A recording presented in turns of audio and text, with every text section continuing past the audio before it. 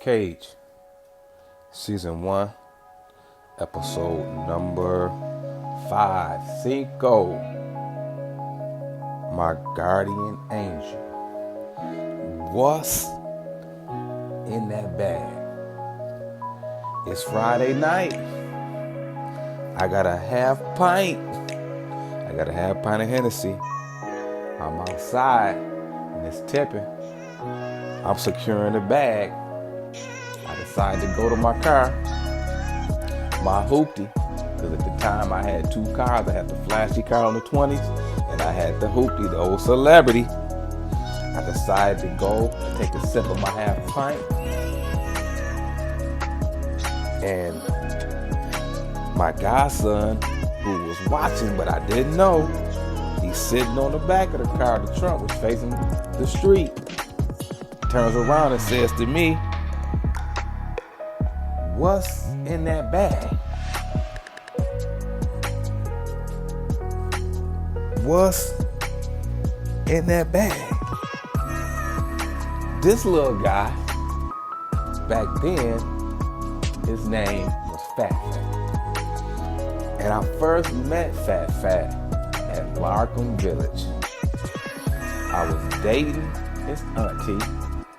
We had been together since 98, probably around 2001, 2002, maybe 2003 at the most. And she had brought him into our home, our apartment, because she was getting ready for church that Sunday. Now, the day before, the night before, of course, we hitting blocks, we doing what we do on our Saturday nights, was a bit extreme. The resume of that day was get dressed, get your pack ready, go to the liquor store, ride around, and do what we do.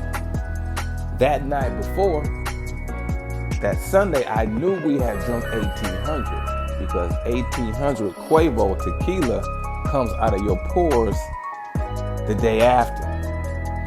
And that Sunday, when she was preparing herself to go to church, I could smell it coming out of my pores. And if I could smell it coming out of my pores, I know that she could smell it.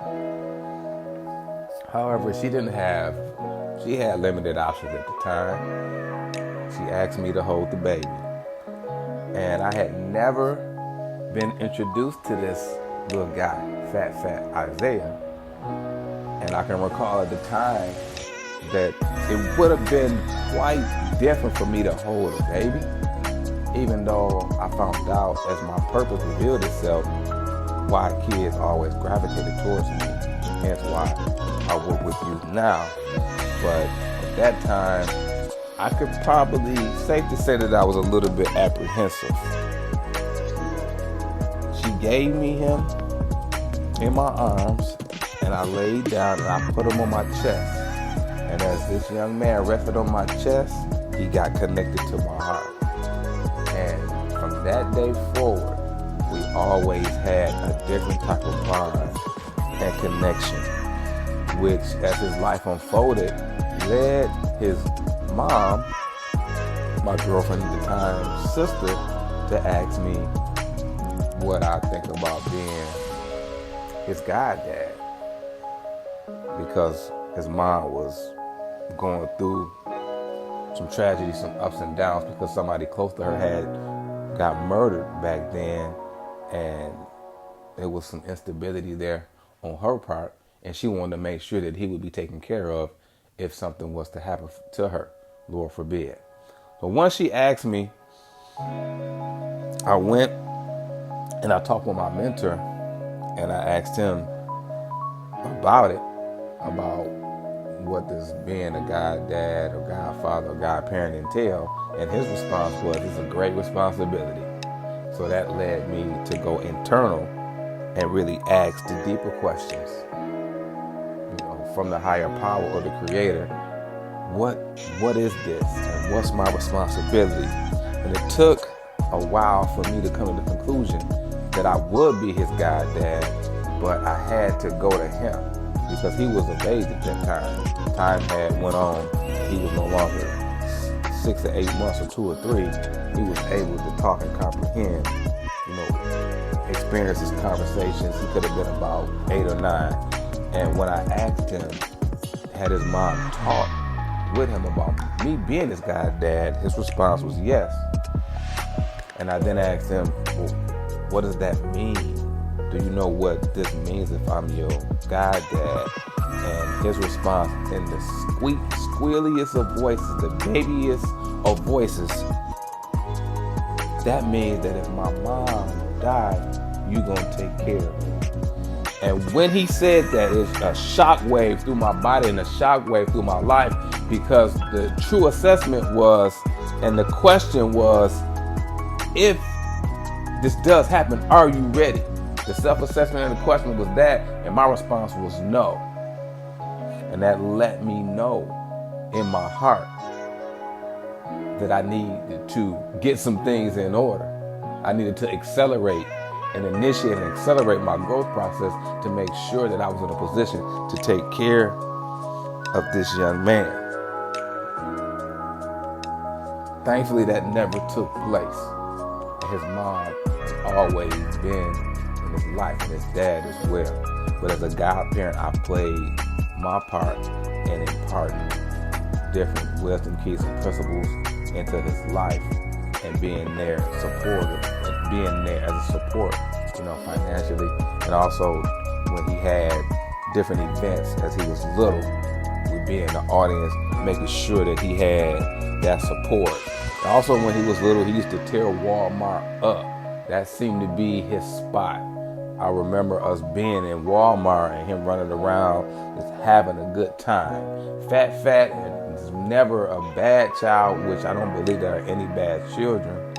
He had a lot of energy, and sometimes kids mismanage the energy because they're going through the process of new experiences and learning how to live life. There were also times that when he had conflict with his siblings or his uncle or his nieces, they would be making fun of him.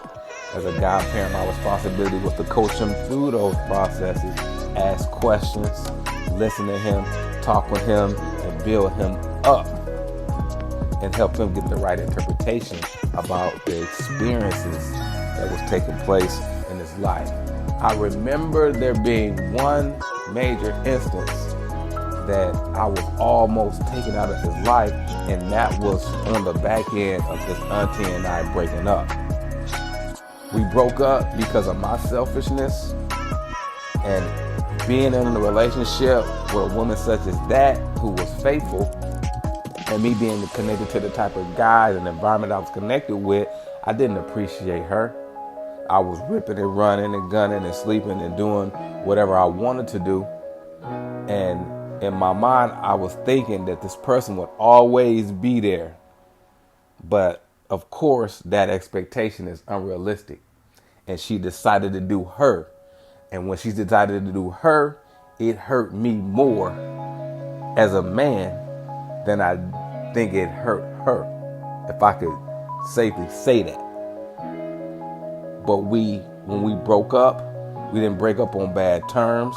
We broke up because we knew that the end was the end. But the breakup was hard for me because I was emotionally connected to not only her, but her mom, her dad, her brothers, her sisters, and my godson.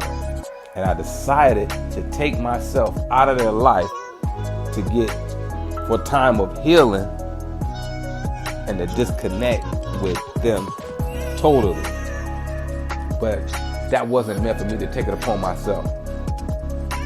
And I was talking with a young lady at the time, and she was concerned about her and I still being connected. This is my ex that I'm talking about. Her and I still being connected because I'm going over to visit with the family. But my ex and I already had an understanding that what was, and it never will be. And of course, as I said before, it wasn't on bad terms, but we just knew what it was. But because I opened my ear up to a person that didn't understand the whole reason for me being sent into these people's lives and these people being sent into my life, I lost time with them about a month or 2 months. And I was sent back into their lives because my mentor told me that it is meant for you to be a part of their lives. There are things that they need in their life that they're not getting because you are the person that's supposed to give it to them. Once that was said to me, it's a wrap. I'm back. I felt bad for a little while, but when you feel bad, you got to learn how to forgive yourself. I forgave myself and I went back in and rebuilt that connection with all of my kids, my nieces, my younger sisters, my godson. Which brings us up to this point. Again, it's Friday night. I'm tipping. I'm sipping. I want to go and sip some of my lick. He sees me. And he poses the question, what's in that bag? And I'm paralyzed. Like 12 put a whole spotlight on my whole life. That's how I felt. Like the police put a spotlight on my whole life. And I never know, and I can never fathom the explanation that I gave to this 3-year-old young man. But I knew that the life that I was living was coming to an end because I was living my life for myself and I wasn't living my life on purpose.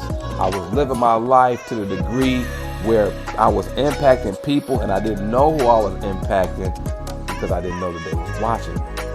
But my guardian angel let me know that I could no longer live my life for myself. I had to live my life on purpose. I had to live my life for Kimmy. I had to live my life for Kayla. I had to live my life for Isaiah. I had to live my life for JJ. I had to live my life on purpose to positively impact these people and to stir them up and to help them realize that there's potential on the inside of them that must come to the surface to restore the lives of people that they've been sent to help and people that they've been sent to stir up for them to reach their full potential as well. But at the time when my guardian angel told me, I heard it again, but I didn't hear it. Therefore, I didn't respond. And it took quite a while, several milestone moments in my life for me to wake up and get up. And the reason why it took the time that it did was because I was locked up and didn't know it.